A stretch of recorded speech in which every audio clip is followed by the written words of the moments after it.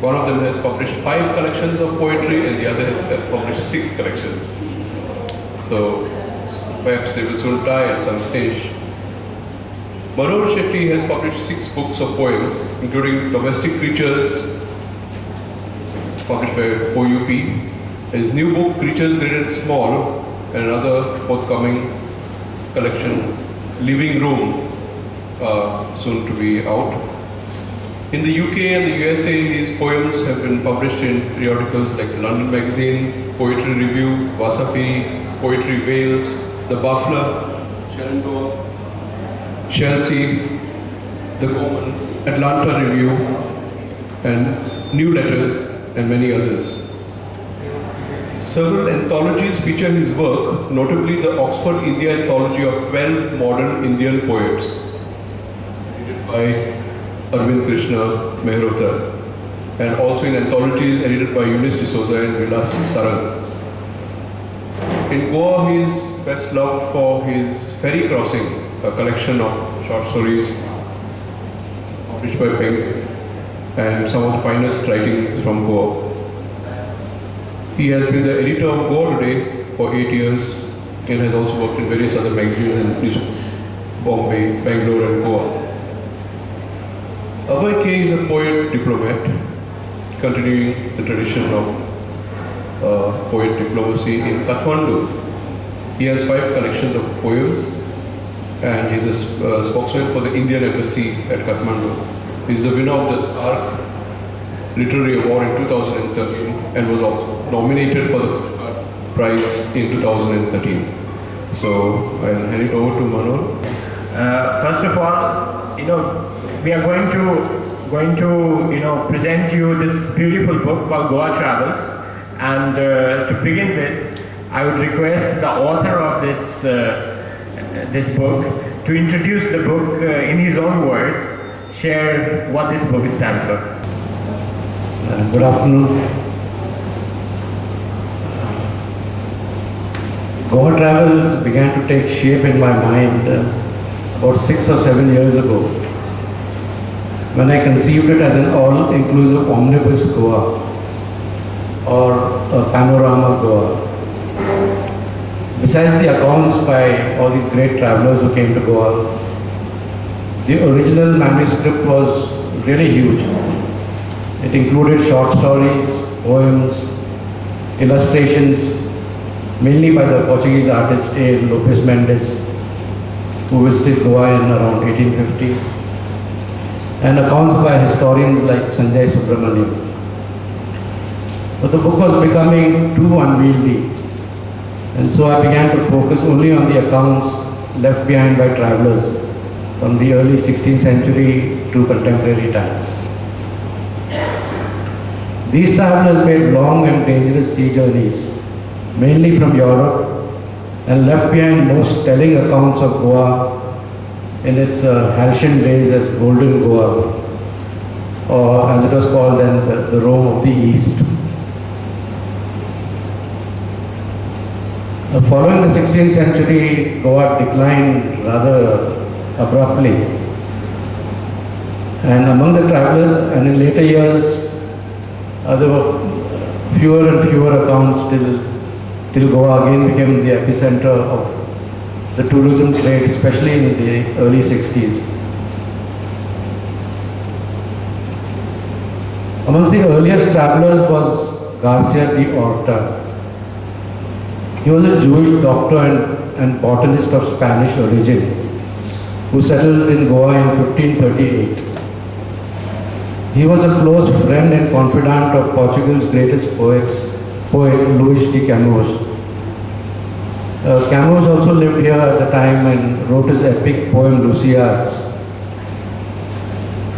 Garcia de Orta did extensive research on the local flora and indigenous medicinal plants, and he ran a thriving medical practice in Goa.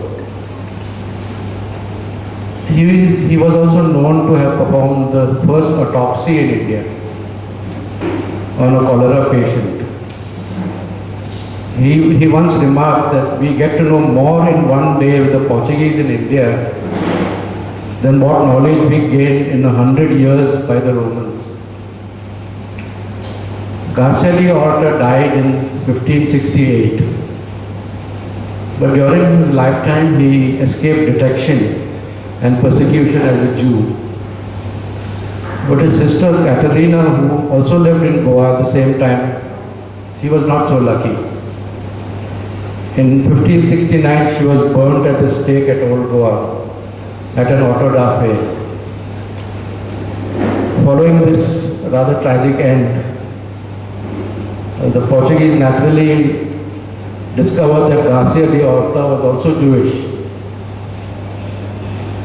So somewhat gruesomely, they disinterred his remains in 1580, 12 years after his death, and posthumously burnt his bones.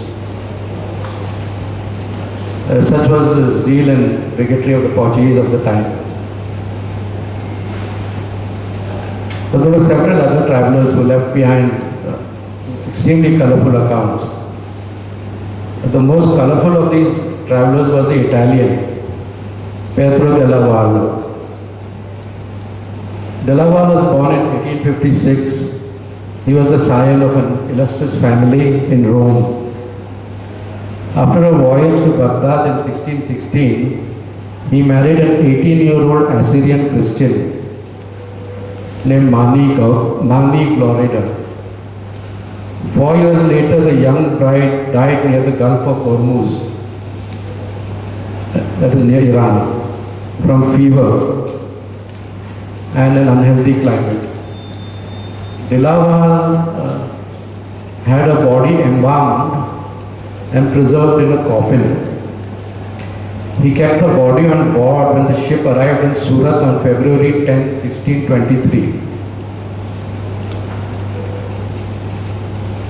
From Surat, he travelled to Calicut, the southernmost tip of his travels in India. He left Goa on 16 November 1624 for Muscat, and from there to Rome, still accompanied by his embalmed wife. Finally, he reached Rome in March 1626. It was only here, more than 3 years after her death, that Della Valle buried the remains of his beloved wife in his family vault. The contemporary of Pietro della Valle was the Frenchman Francois Pérard. He has been described as a talkative Frenchman of the seaman class. He was arrested by the Portuguese after he lost his official papers in a shipwreck and was dumped in a dungeon in Calicut.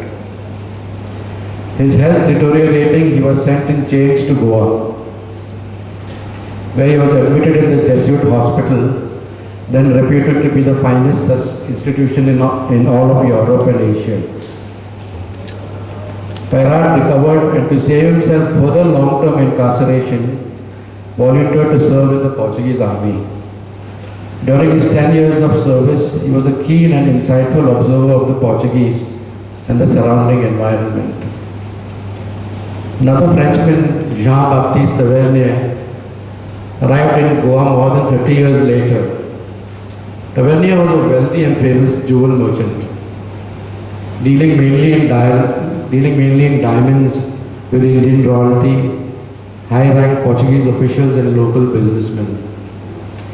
He spent a week in Goa in 1641 and a further few months several years later when he noted the rapid decline in the prosperity of the Portuguese, some of who even secretly used to approach him for alms. The young Italian slave trader and merchant Francisco Carletti arrived in Goa exactly at the turn of the 16th century, when he was just 21 years old. A few years later, in 1606, he would be known for introducing chocolate to Italy from Central America. He was the first man to introduce chocolate into Europe. During his 20-month sojourn in Goa, he was much enamored of the women. especially the Bengali women with Portuguese blood, who to use his words, were the most desirous creatures imaginable. He appeared fixated by their breasts, so rounded, he describes them, so rounded, so it seems to have been formed on a lathe. He was also struck by the apparent possessiveness of their Portuguese husbands and their lubricity, shared in no small measure by their wives due to the continuous heat of the region. This continuous heat are words used by him. The men during the time were apparently so possessive of their wives that at any hint of fidelity they killed them every day, which they could do so freely because it was permitted by the laws of the Portuguese. The decline of the Portuguese from its halcyon days from the 16th century came to some very harsh comment by most chroniclers. But none of them could beat this vituperation by the French apothecary named Jean Moquet. He visited Goa in 1609, and this is how he describes Goa at the time. Nothing is to be found amongst them, the Portuguese, but lying, treachery, avarice, usury, hate, anger, strife, envy, jealousy, pride, arrogance, murder, homicide, gluttony, drunkenness, sodomy, lechery, fornication, adultery, blasphemy, I'm using cursing, swearing, breaking of oaths, and all other sins in full measure. He goes on to say, merely to witness this makes one's hair stand on end, and one cannot cease to wonder at God's patience with such wicked men. In contemporary, more recent times, Richard F. Burton, who was the translator of 1001 Nights and the author of several scholarly books, also expelled much bile on Goa in his very racist and misanthropic book called Goa and the Blue Mountains. So one may wonder what affliction he suffered from during his 6 months of sick leave. If it is any consolation, Burton was equally caustic about the White Sahibs in Ooty.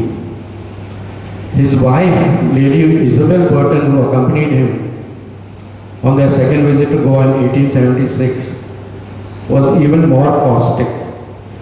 In her memoir, she writes, Goa was not healthy enough to sleep out al fresco. There was not a breath of air in Goa even at night, and the thirst was agonizing. Even the water was hot, and the more one drank, the more one wanted. It was a sort of purgatory. I cannot think how the people managed to live there. The place was simply dead. There is no other word for it.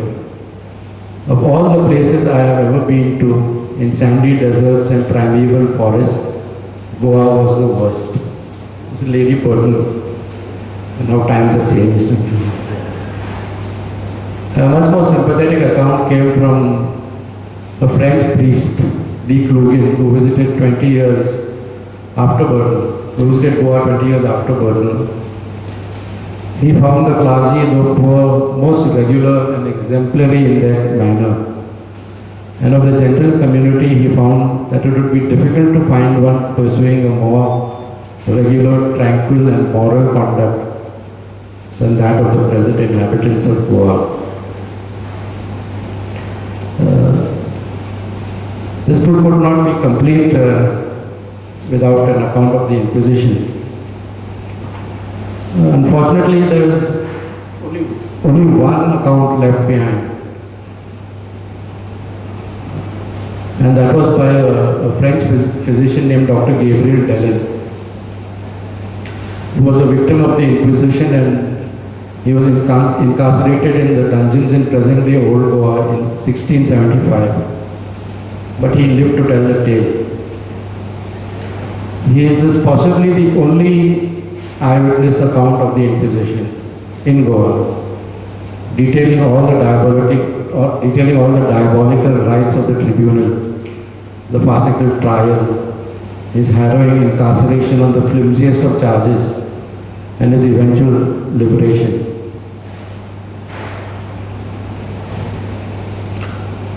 I have already claimed several hundred lives, but the Inquisition was actually initiated by the Portuguese royalty and the Catholic Church in the 16th century. And as I said, one of the most bizarre victims was the famed botanist and physician Garcia de Orta. While compiling this anthology, I found the contemporary period quite surprisingly bare. Only very few Western writers have, in English, at least, have depicted Goa with some insight and accuracy. Graham Greene, after visited 1964, wrote a short essay. It was not amongst his best essays, but it is part of my anthology. Somerset Maugham wrote a brief portrait of a priest, and Evelyn Waugh was a devout Catholic who visited Goa in 1952 during the exposition of St. Francis Xavier. Wrote some very detailed and very dreary diary entries, which I simply could not find interesting enough to include in this book. There was the ever fastidious Naipaul, V.S. Naipaul, in an area of darkness. In his usual role as a train inspector, he wrinkled his nose over squatters eating by the river Mandovi. There have been many other inaccuracies that could easily have been avoided. Anita Desai, in the novel Baumgartner's Bombay, believes that the poison called fenny is brewed from the cashew nut, not from the pulp. And John Irving, a wonderful American novelist, in his otherwise admirable novel, The Son of the Circus, he reckons that the smell of the heavy sickly fumes of fenny can drift all the way from Panjim to Baga, a distance of almost 20 kilometers. Among the best writers, contemporary writers on Goa, has undoubtedly been a writer from New Zealand named David Tomery.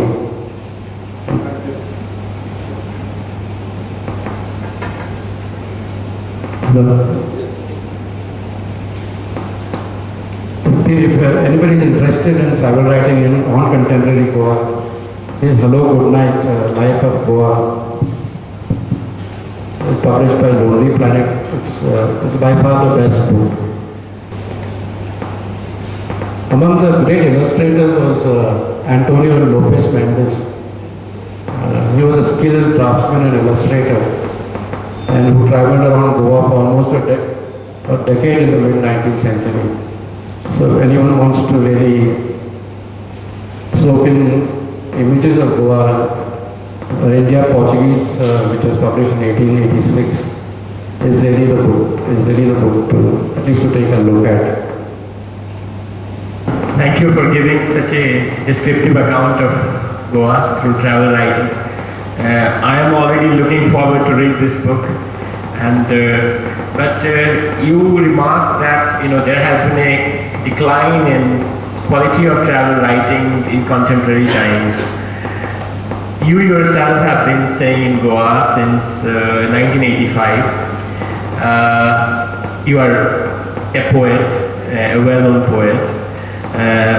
But did you make any efforts to fill the gap through some kind of description, either in your poems or in your travel writing itself?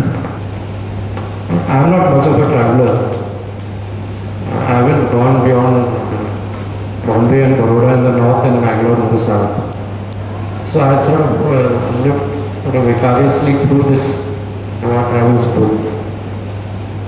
And I found these accounts extremely fascinating. What about your What about your poems?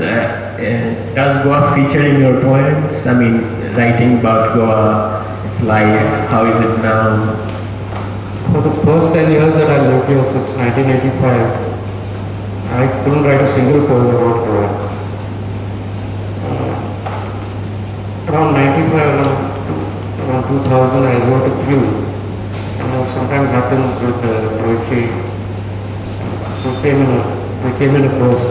So I wrote maybe 5 or 6 poems about Goa. It's related directly to Goa. Can we have a poem on Goa from you? Sure.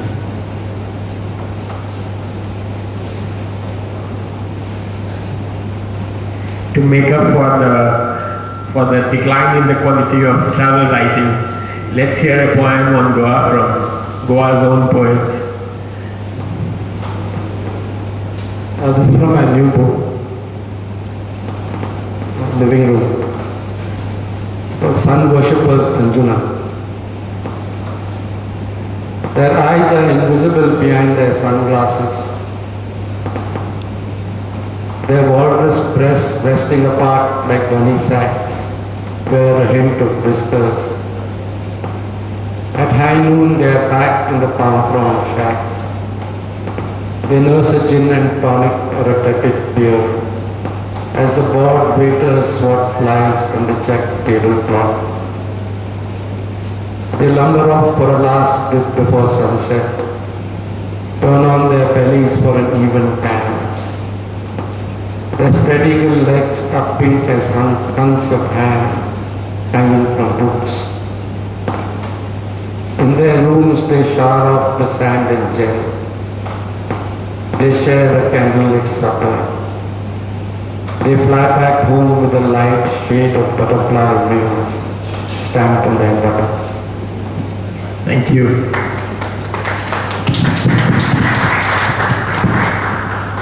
Now the floor is open for you to, if you have any questions on Goa travels, any one of you, yes, please go ahead. Can you please pass on the mic? You made a very interesting comment about yourself that you hardly travel, you know. Now, I fully appreciate that. Is it because you don't like the inconvenience or you're disinclined to travel or you're not curious about it? Because you don't that travel there. Just a question. Yeah, I think I have a vivid imagination to travel. I also write a lot of short stories. I think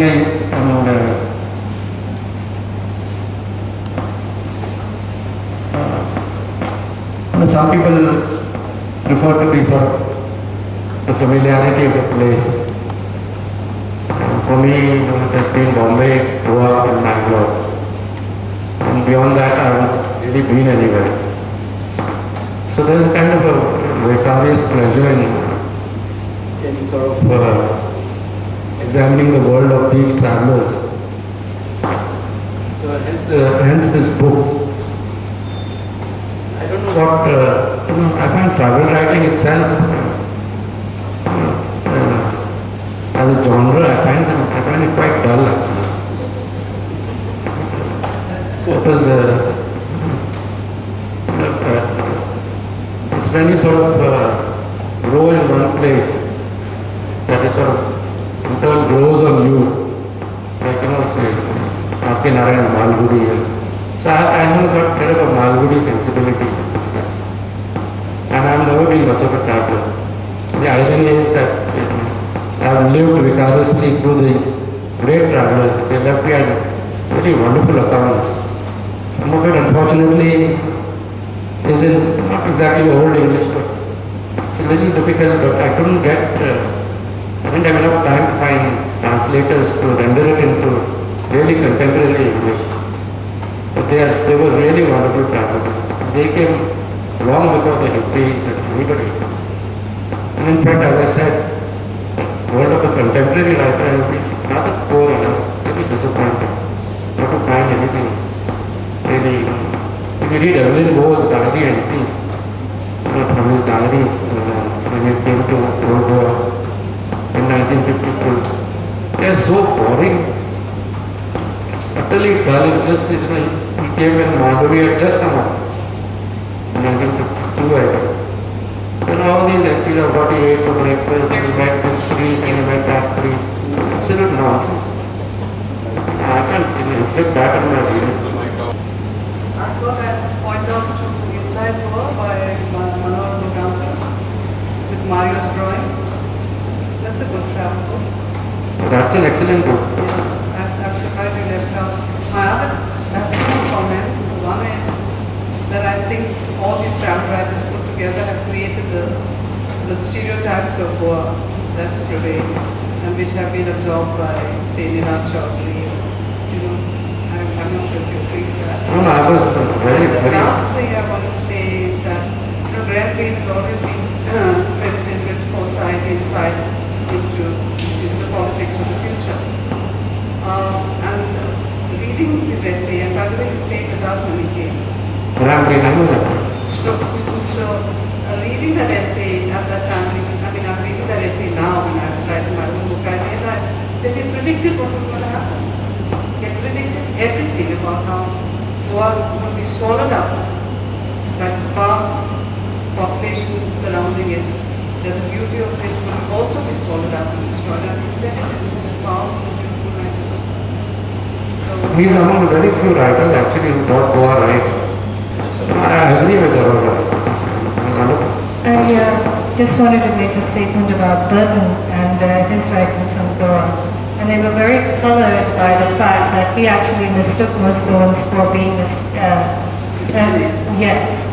And that's one of the things that colored his writing and his dislike of Burtons. Richard Burton was a well-known racist. Everybody. And this is an extract, the entire book of his Goa and the Blue Mountains. Blue Mountains refers to the Nilgiris. He was even more critical of those people of the British and all. He was, to be fair to him, he was pretty critical of the British also. He was a misanthropic kind of writer, and his real Burton, he was worse than him. He was very influenced by him, so she kind of repeats what he says. He is most famous for his Arabian Nights. She sort of always believed that There was a book by Cleo Otzer about the hippie days and those drug-induced haze that they all were in. How would you rate that as a experience? Or what qualifies as a travel book as such? I've seen the Cleo Otzer's book, but I think David Tomerey does it best. Hello, good night. Published by Rotary. There were not many other accounts there. If there were poems and other material, yes. These travel accounts, there were not many others. I don't think I've been guilty of oversight. I've been through all these books. It took me a long time to get it together. I read, But the original book is almost double the size. yeah, I've read Hello, Good Night by Tomerey. And I was quite struck by how it felt as though he was really going, he has got his fingers onto the whole psyche. It was very authentic. Yeah, this is the definitely best travel book. Okay, I think we will close. Okay. My last question is from me to you. It's this travel book is it's in English. I think it should also be made available in Russian, because all I read when I look at Goa from a Russian website called Yandex.ru or Yandex.com, it's all Goa has been reduced to Baga Beach and a few resorts, you see. So this, I mean, does your publisher have plans to bring it out in other editions where? I have no idea. Unfortunately, there are no Russians are not left hand. No Russian account is. There is one by a Croatian. Right. He was a priest. Very long enough priest. So this book is on sale outside. Wish you all the best. Thank you so much.